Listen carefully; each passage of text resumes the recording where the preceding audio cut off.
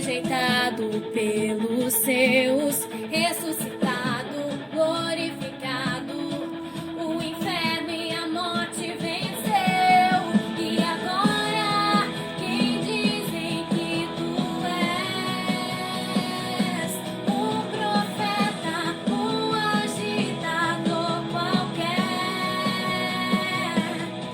Teu Espírito me revela quem tu és, ungido de Deus. Tu és o Cristo, Filho do Deus vivo. Sobre esta rocha, tua igreja está.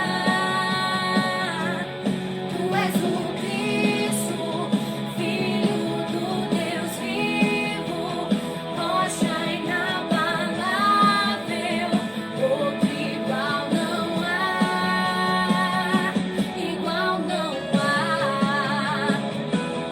Oh,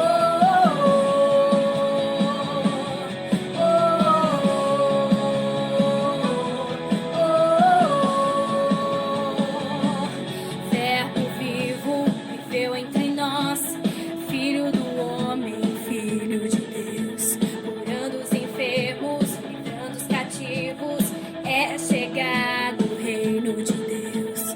Foi humilhado, crucificado, tão rejeitado pelos seus, ressuscitado, glorificado, o inferno e a morte venceu. E agora, quem dizem que tu és? Um profeta, um agitador qualquer. Teu Espírito me revela quem tu és, ungido de Deus. Tu és o Cristo, Filho do Deus vivo. Sobre esta rocha, tua igreja está. Tu és o Cristo, Filho do Deus vivo, rocha inabalável, outro igual não há.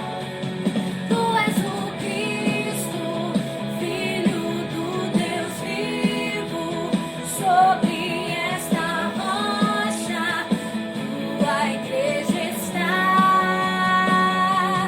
Tu és o Cristo, Filho do Deus vivo, rocha inabalável, outro igual não há, igual não há.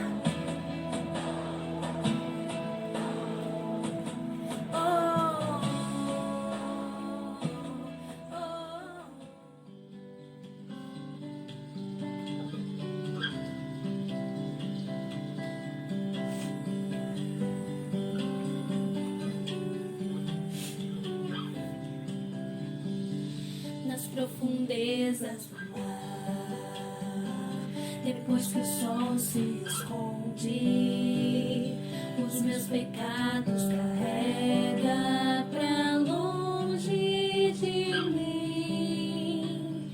Já não se ouve falar, lugar algum se encontra.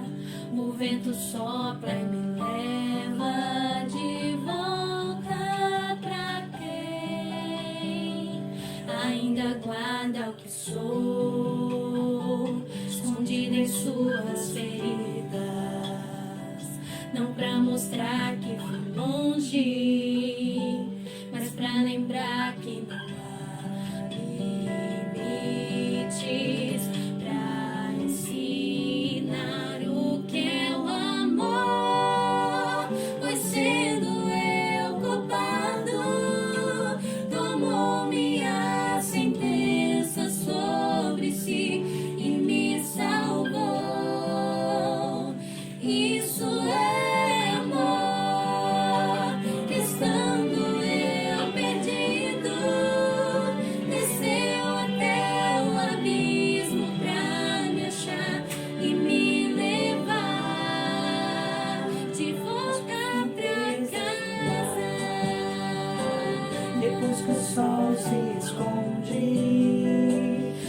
meus pecados carrega pra longe de mim.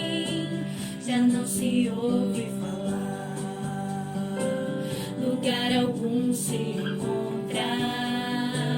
O vento sopra e me leva de volta pra quem ainda guarda o que sou, escondido em suas feridas, não pra mostrar que fui longe, mas pra lembrar que não há limites pra ensinar o que é o amor. Pois sendo eu culpado, tomou minha sentença sobre si e me salvou. Isso é amor, que estando eu perdido, desceu até o abismo pra me achar e me levar. Isso é amor,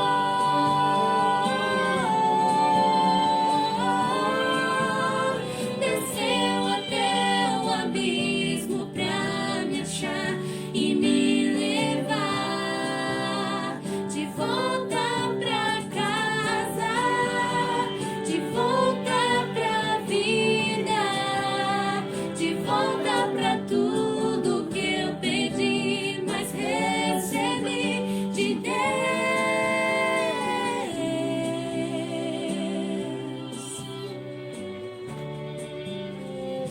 Isso é amor, pois sendo eu culpado, tomou minha sentença sobre si e me salvou.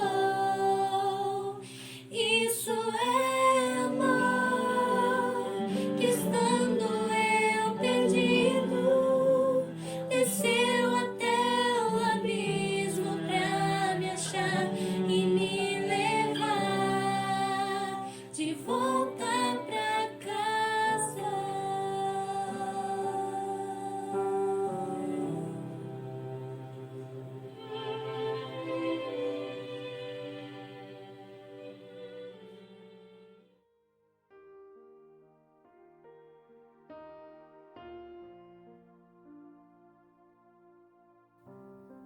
Olá, graça e paz. Muito bom mais uma vez poder estar me dirigindo a vocês. E hoje nós estaremos concluindo a nossa série de mensagens intitulada A Imagem de uma Sociedade Decaída, da opressão do pecado para a redenção no Evangelho. Mas antes de irmos para a nossa reflexão, gostaria de lhe convidar a fechar os seus olhos e juntos nós orarmos a Deus. Oremos. Bendito Deus e Pai, em nome de Jesus, muito obrigado. Nós agradecemos a Ti, a Deus, pedimos para que o Senhor fale conosco mais uma vez. Pedimos perdão pelos nossos pecados, por nossas falhas. Pedimos para que Teu Santo Espírito fale conosco, nos orientando, a Deus, através da Tua palavra, que é poderosa. Cremos que o Senhor, por graça e misericórdia, é poderoso para falar a cada um de nós, no nome de Jesus. Amém. Hoje nós estaremos pensando sobre a suficiência do Evangelho. Dentro dessa série, nós pensamos em algumas temáticas. A primeira delas, nós pensamos sobre a idolatria do eu. E compreendemos que, por causa do pecado, o ser humano, ele decretou independência e agora ele vive a partir das suas convicções, direcionado por seus desejos e suas vontades. Ele se constituiu Deus da sua própria vida. Pensamos ainda que esse ser humano, que agora é Deus de si mesmo, ele vive uma busca para encontrar um sentido para a sua vida. refletimos sobre a era do vazio, onde as pessoas estão correndo atrás de alguma coisa para preencher o vazio do seu coração, e chegamos à conclusão de que esse vazio só é possível ser preenchido com a pessoa de Jesus Cristo.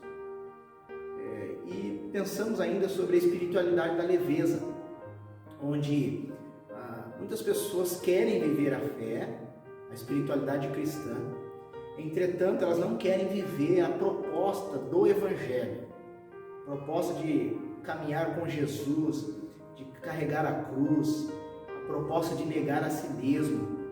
E diante disso, essas pessoas são completamente avessas, no sentido de não querer ouvir palavras que as ofendem, palavras que as confrontem. Hoje, nós vamos pensar sobre a suficiência do Evangelho, e nós entendemos que, biblicamente, só com o Evangelho, só quando uma pessoa se depara com o Evangelho bíblico, com o Evangelho de Jesus, todas essas questões caem por terra, e ela passa a viver agora, a partir da proposta do Evangelho, ela passa a viver agora com a perspectiva de que só Jesus é Senhor sobre a sua vida, e de que ela precisa viver a profundidade da espiritualidade cristã. Por isso, queria fundamentar este tema no texto de Gálatas, capítulo 2, e nós faremos a leitura do verso 1 até o verso 16. O texto diz assim: quando, porém, Pedro veio a Antioquia, enfrentei-o face a face, por sua atitude condenável, pois, antes de chegarem alguns da parte de Tiago, ele comia com os gentios. Quando, porém, eles chegaram, afastou-se e separou-se dos gentios, temendo os que eram da circuncisão. Os demais judeus também se uniram a ele nessa hipocrisia, de modo que até Barnabé se deixou levar. Quando vi que não estava andando de acordo com a verdade do Evangelho, declarei a Pedro, diante de todos: você é judeu, mas vive como gentil e não como judeu. Portanto, como pode obrigar gentios a viverem como judeus? Nós, judeus de nascimento e não gentios pecadores, sabemos que ninguém é justificado pela prática da lei, mas mediante a fé em Jesus Cristo. Assim, nós também cremos em Cristo Jesus para sermos justificados pela fé em Cristo, e não pela prática da lei, porque pela prática da lei ninguém será justificado. Paulo está escrevendo essa carta, e a carta aos Gálatas é uma carta circular, porque era uma carta que era para ser lida entre as igrejas ali da região da Galácia. Igrejas essas como Antioquia da Psídia, Icônio, Listra e Derbe. E o propósito desta carta, quando Paulo a escreve, é justamente confrontar alguns judeus que estavam distorcendo, pervertendo o Evangelho.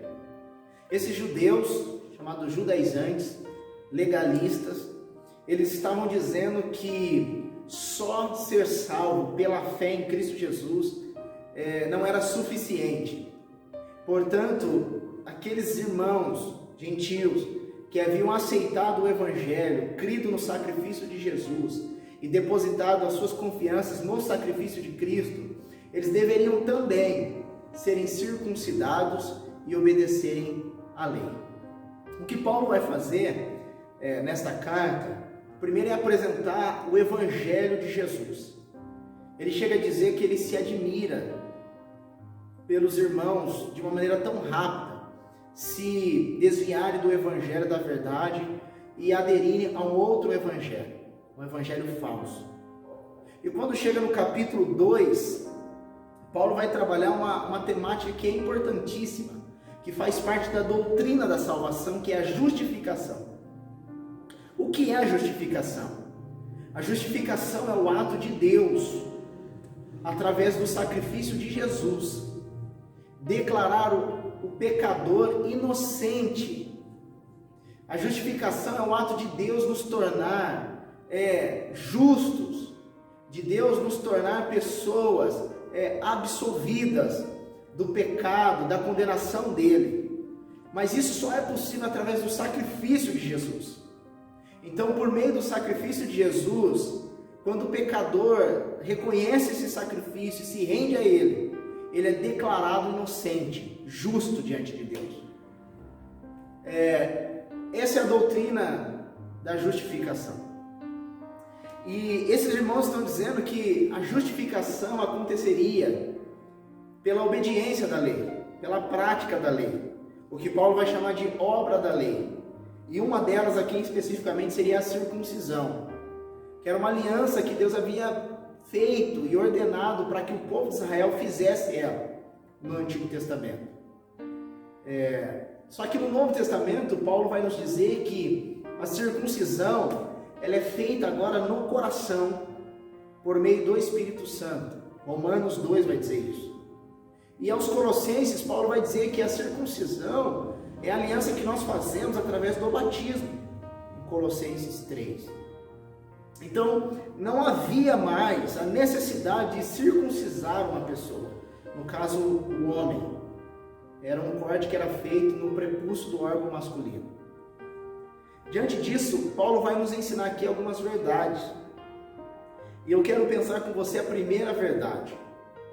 O Evangelho é suficiente para nos libertar de todo senso de superioridade.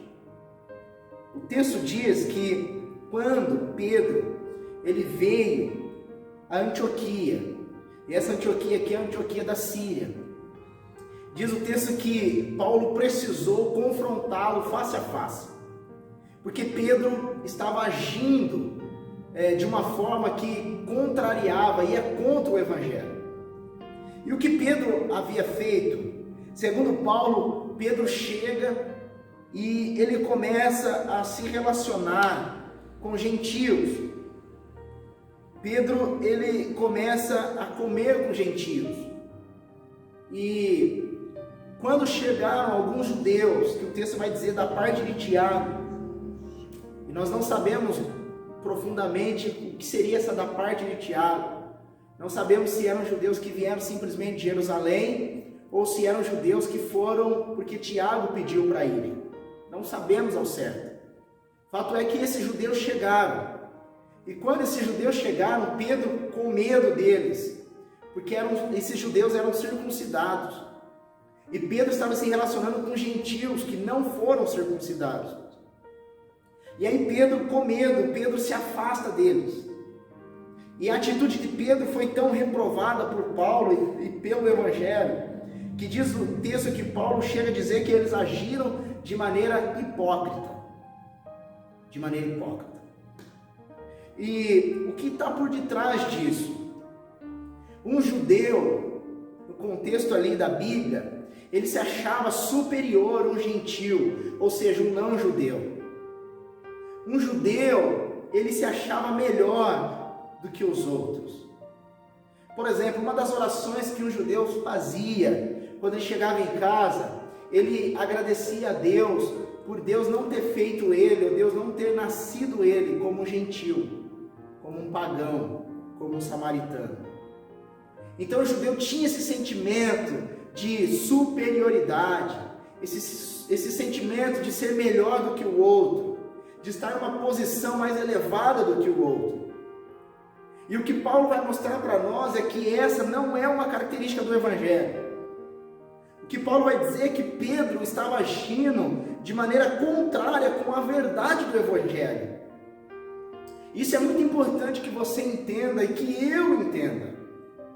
O Evangelho não nos faz pessoas melhores do que as outras. O Evangelho não dá a nós nenhum tipo de senso de superioridade, de ser melhor. Pelo contrário, o Evangelho nos iguala. O Evangelho não projeta alguém, diminui o outro. Pelo contrário, no Evangelho todos nós somos diminuídos. Portanto, se você tem qualquer tipo de pensamento de que por causa da tua graduação, por causa da tua posição social, por causa da cor da tua pele, da cor dos teus olhos, por causa do teu sobrenome, por causa da tua posição que você exerce na igreja, você se acha melhor do que o outro, você se acha alguém superior ao outro, você está agindo de forma contrária com a verdade do Evangelho. Esses judeus se sentiam porque eram circuncidados. Esses judeus se sentiam porque faziam parte de um povo chamado judeus. E eles olhavam para os gentios que não eram judeus e que não eram circuncidados. E eles olhavam para eles com um certo demérito. Então Paulo vai olhar para Pedro, para a atitude de Pedro, e vai dizer: Pedro, você está agindo de maneira contrária com o Evangelho. Qualquer pessoa que olha para o outro como se ela estivesse num degrau mais alto, ela não entendeu o Evangelho. Por isso o Evangelho é suficiente para tirar de nós, para nos libertar de todo senso de superioridade. A segunda verdade que Paulo vai tratar é que o Evangelho ele é suficiente para nos libertar de uma consciência meritória. Ou seja, o Evangelho desconstrói qualquer tipo de pensamento de que você e eu merecemos alguma coisa. Olha o que Paulo vai dizer no verso 15 e no verso 16. Ele diz assim: nós, judeus de nascimento, e não gentios pecadores. Por que Paulo faz essa colocação? Ele está dizendo o seguinte: Paulo era um judeu de nascimento, da tribo de Benjamim. Paulo era hebreu, circuncidado ao 8º dia. Segundo ele, quanto à lei fariseu. Paulo era um judeu puro, Pedro um judeu. E aí Paulo vai dizer o seguinte: nós, judeus de nascimento, e não gentios pecadores. Por que ele faz essa colocação? Porque era a forma como os judeus enxergavam os gentios. Os gentios para os judeus eram vistos como pessoas pecadoras. E aí Paulo diz assim: sabemos, o verso 16, sabemos que ninguém é justificado pela prática da lei, mas mediante a fé em Jesus Cristo. Assim nós também, ou seja, Paulo, ou seja, judeus, assim nós também, segundo ele diz assim: nós também cremos em Cristo Jesus para sermos justificados pela fé em Cristo e não pela prática da lei, porque pela prática da lei ninguém será justificado. Ou seja, o que Paulo está desconstruindo aqui? Qualquer tipo de mérito. O judeu tinha essa sensação de mérito, esse orgulho de que por fazer algo, por cumprir uma lei, por obedecer um mandamento, então ele merecia. É isso que aquele jovem rico vai colocar para Jesus. É isso que ele vai apresentar para Jesus quando ele pergunta: Senhor, o que devo fazer para ser salvo? Jesus vai falar sobre os mandamentos para ele, o que ele diz: tudo isso tenho feito. Só que Jesus apresenta o mandamento de uma forma muito mais profunda, porque Jesus diz assim: então vai, vende tudo que você tem e dê aos pobres. O que ele faz? Diz o texto que ele fica triste e vai embora. Por quê? Porque se de fato ele obedecesse o mandamento como ele havia colocado, ele se preocuparia com as necessidades do outro. É isso que Paulo está colocando aqui para nós. O mérito. O Evangelho ele desconstrói essa consciência, esse pensamento de mérito. O judeu achava que por seus próprios esforços, por sua capacidade, ele conseguia obedecer a lei na sua totalidade. Eles conseguiam cumprir os mandamentos do Senhor.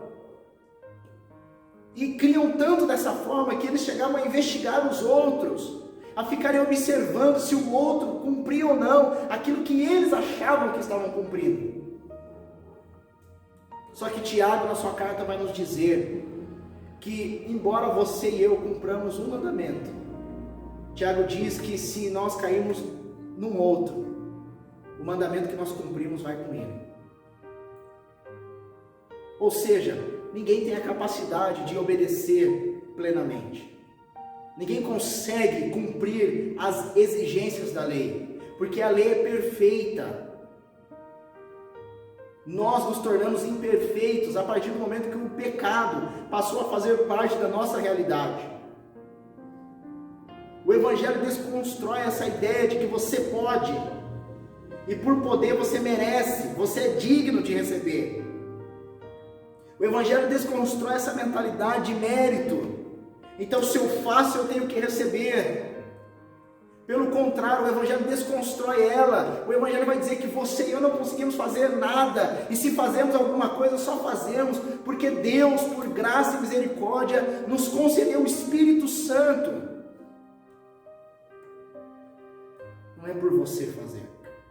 Você não é justificado porque você obedece aquele ou aquele ponto da lei. Você não é justificado porque você cumpre aquele ponto da lei.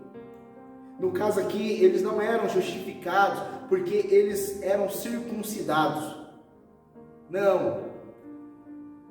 Não havia mérito. A circuncisão era realizada pelo homem.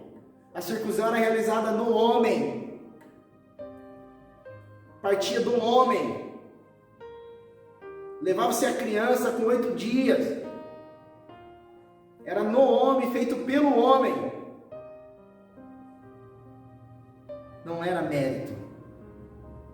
A justificação, ela está diretamente condicionada naquilo que Jesus fez. Fez por graça e misericórdia, não porque eu mereço. Fez porque Ele ama.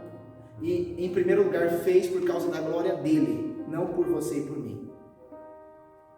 Porque existe um evangelho sendo pregado de que você é o centro do coração de Jesus. Mas eu queria lhe dizer que você não é o centro do coração de Jesus. Existe um evangelho sendo pregado de que Deus morre na cruz por você em especial. Mas eu queria lhe dizer que Deus não enviou Jesus para morrer na cruz por você em especial. Jesus morre na cruz para glorificar o nome do Pai. E graças a essa verdade que Ele veio para morrer em prol da glória do Pai, que você e eu somos atingidos por esse sacrifício. Mas não foi primeiramente por causa de você e por minha causa. Não é mérito nosso. Terceiro, o Evangelho é suficiente para nos libertar do nosso estado de queda. Quando o ser humano pecou, e a princípio os nossos pais, Adão e Eva, eles perderam seu estado original de perfeição, e passaram agora a desfrutar no sentido de que o pecado passou a fazer parte da história deles. Esse é um dos significados do termo pecado, queda. E a partir de Adão e Eva, todas as pessoas que nascem, elas nascem com a natureza pecaminosa. Todos são pecadores, é o que Paulo vai dizer em Romanos 3. Todos os pecados estão destituídos da glória de Deus. E é isso que Paulo vai apresentar aqui para nós. Porque Paulo vai dizer no verso 15 e no verso 16, ele diz assim: nós judeus de nascimento e não gentios pecadores, sabemos que ninguém é justificado pela prática da lei, mas mediante a fé em Jesus Cristo.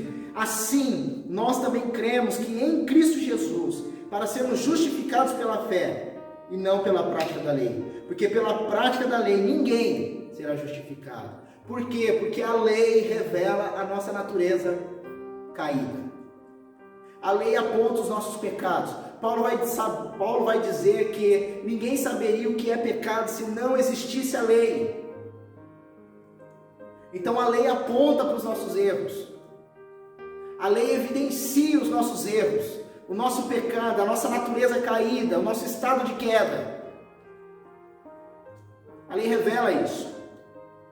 Mas é pela fé em Jesus Cristo, é por meio da justificação que em Cristo ela acontece, de que o ser humano deixa de estar no estado de queda, no sentido de que ele não é mais punido, ele não está mais sobre a condenação do pecado, ele não está mais sobre a sentença que é justa pela parte de Deus, mas agora ele desfruta de uma maneira graciosa de uma nova vida em Cristo Jesus. É Cristo que esse pecador se torna justo. É em Cristo que essa pessoa que estava sob a condenação do pecado, ela é absolvida. É em Cristo que essa pessoa que pecou, falhou, ofendeu a Deus com o seu pecado, ela se torna uma pessoa santa, pura, justa, em Cristo Jesus. Mediante a fé nele, mediante a fé no sacrifício dele, é depositando a confiança, a segurança da vida dela no sacrifício de Jesus. Então esse ser humano deixa de ser inimigo de Deus e passa a ser filho de Deus, amigo de Deus. Ele deixa de ter sobre si a condenação do pecado e agora ele está livre em Cristo Jesus da condenação do pecado. É por isso que em Romanos 8:1, Paulo vai nos dizer que aquele que está em Cristo Jesus, já não há sobre ele nenhuma condenação. Ela é uma nova pessoa, é absolvido, é livre, no sentido de que o pecado já não mais lhe condena. Quarto, o Evangelho é suficiente porque aponta para Jesus. O Evangelho é suficiente porque ele aponta para Jesus. E é isso que Paulo vai dizer. Ele vai dizer no verso 17, no verso 16: sabemos que ninguém é justificado pela prática da lei, mas mediante a fé em Jesus Cristo. O Evangelho aponta para Cristo. O Evangelho sinaliza para Jesus. O Evangelho vai nos dizer que somos salvos por meio do sacrifício de Jesus. O Evangelho vai nos dizer que somos justificados por meio do sacrifício de Jesus. O Evangelho vai nos dizer que fomos aceitos por Deus mediante ao sacrifício de Jesus. O Evangelho vai nos dizer que a ira de Deus ela é aplacada por meio do sacrifício de Jesus. O Evangelho vai nos dizer.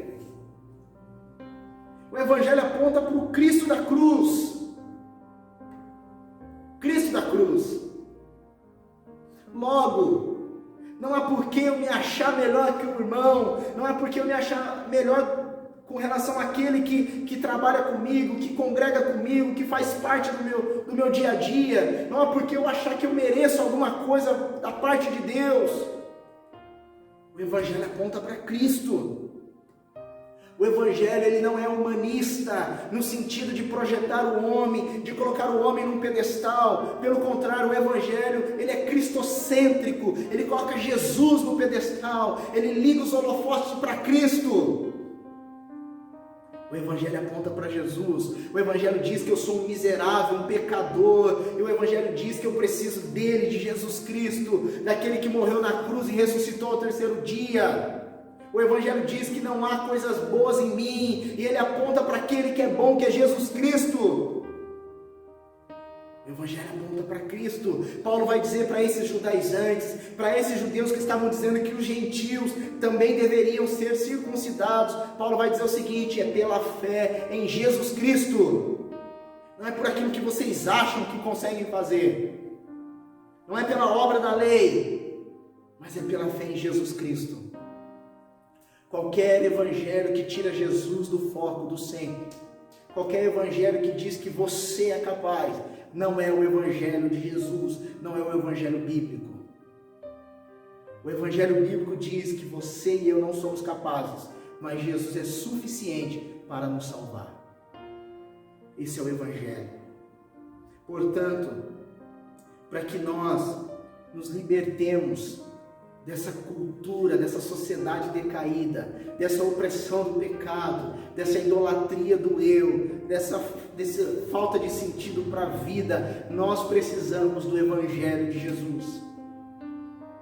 Nós precisamos do Evangelho da cruz, nós precisamos do Evangelho do Calvário, nós precisamos do Evangelho da Bíblia, o Evangelho dos apóstolos. Esse Evangelho. Por isso, eu queria lhe deixar um desafio. O primeiro deles é: reflita que tipo de evangelho você recebeu. Se você se acha melhor do que o outro, se você tem sensos de justiça que te dá o direito de julgar e condenar, de desmerecer alguém, de denegrir a imagem de alguém, eu queria lhe dizer com autoridade no texto de Gálatas 2, você não recebeu o Evangelho de Jesus. Se você acha que as pessoas que estão à sua volta, elas não são boas o suficiente para se relacionar com você, e você se acha tão bom, tão melhor do que os outros, que você não se dá o direito de se relacionar com essas pessoas, você não recebeu o Evangelho de Jesus. Se você acha que só pelo fato de você ter alguns dígitos a mais na tua conta bancária, se você acha que pelo fato de você ter alguns diplomas na parede da tua casa que te graduam, se você acha que pelo fato de você saber um pouco mais do que outros, isso te coloca numa posição diferenciada, eu queria lhe dizer, você não recebeu o Evangelho de Jesus. Não recebeu o Evangelho de Jesus. Portanto, reflita, que tipo de Evangelho você recebeu? Segundo, seja desafiado pelo texto de Gálatas 2, do 11 até o 16, a viver de acordo com o Evangelho de Jesus. O Evangelho de Jesus é o Evangelho da graça, da misericórdia, do amor, da compaixão. É o Evangelho que nos condiciona a Ele. É o Evangelho que nos diz que a salvação é diretamente e tão somente a partir de Jesus Cristo e em Jesus Cristo. É o Evangelho que nos diz que nós não conseguimos resolver o nosso problema, que é o pecado, mas Cristo na cruz resolveu para nós.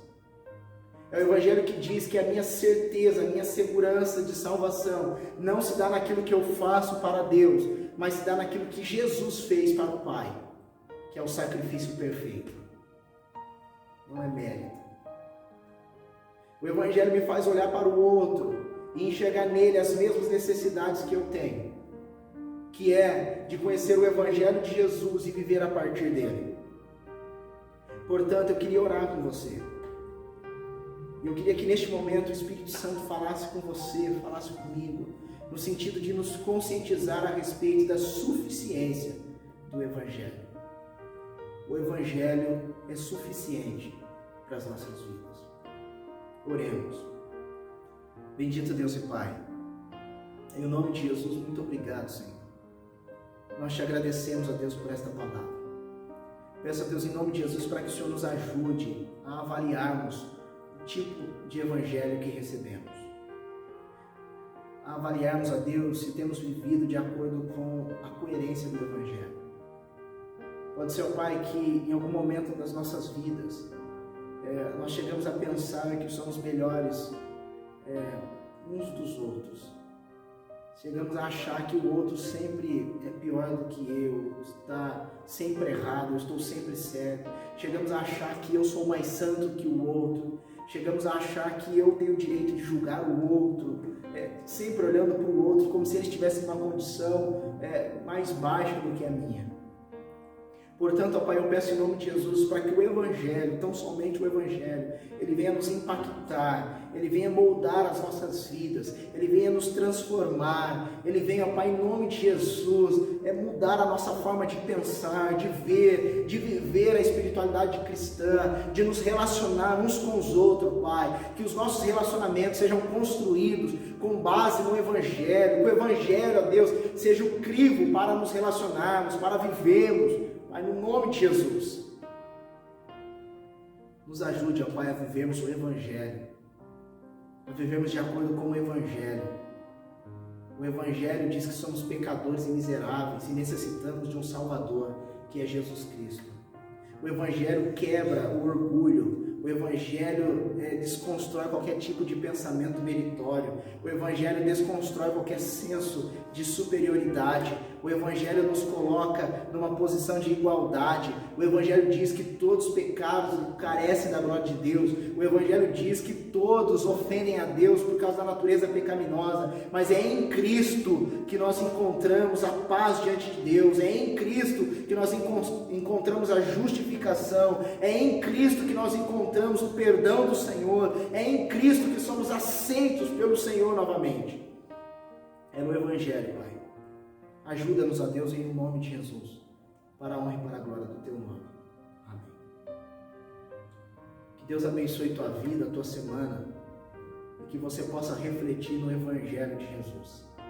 O Evangelho é suficiente para nortear toda a tua vida. Por isso eu lhe desafio, reflita no Evangelho, para a honra e para a glória do Senhor. Deus lhe abençoe.